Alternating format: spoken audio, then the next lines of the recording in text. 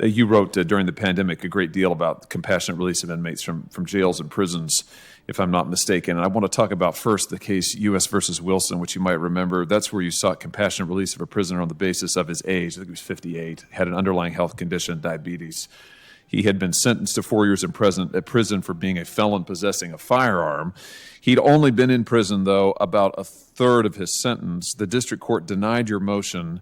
The court found that Mr. Wilson's criminal history and the circumstances of the instant offense suggest that he's a danger to the community. Here's what I ask you about. You wrote in your brief that the length of the prison term already served is not dispositive or disqualifying in the compassionate release analysis. And again, he'd only served less than a third of his term. So let me just ask you, do you think that the length of term served, of the prison term served, is relevant in any way to the compassionate release analysis? Give us some indication of your thinking on this.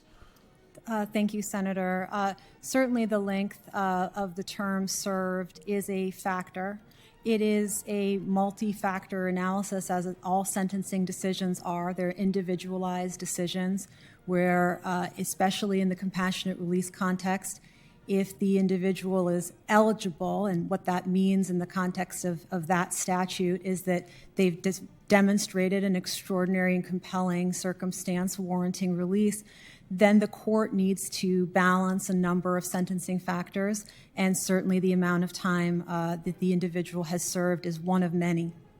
In your view, is there a reasonable percentage of a sentence that ought to be completed before consideration of compassionate release or consideration for compassionate release?